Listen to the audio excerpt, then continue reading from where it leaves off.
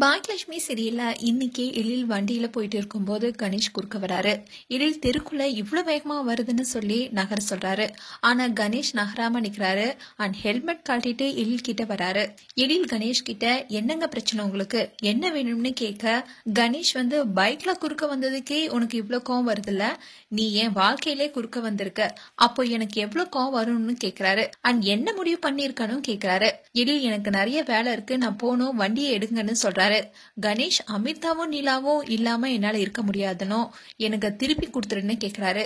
எழில் அவ என்ன பொருளா, என்ன திருப்பி கொடுக்கறதுக்கு, உனக்கு புரியலையா, அமிர்தா எங்க வீட்டுல ஒருத்தியா இருக்கா, நிலா எங்க மேல உயிரா இருக்கான்னு சொல்றாரு. ஆனா கணேஷ் நிலா ஏன் ரத்தம், அவளோட அப்பா நானு சொல்றாரு.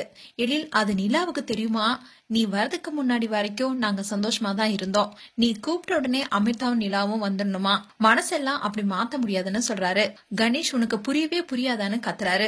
எழில் அமிர்தா என் மனைவி, அவ என் கூட தான் இருப்பான்னு சொல்ல, கணேஷ் அப்படி சொல்லாத, அமிர்தாவை நான் கண்டிப்பா கூட்டிட்டு போவேன், அது மாதிரி நீ பேசாதன்னு கத்துறாரு. உடனே எழில் ரொம்ப கோவத்தோட வீட்டுக்கு அமிர்தாவை எப்படி நீ கூட்டிட்டு போவேன்னு நானும் பாக்குறேன்னு ரொம்பவே ஆக்ரோஷமா பேசிட்டு போறாரு. இதுதான் இன்றைய எபிசோடா வரப்போகுது.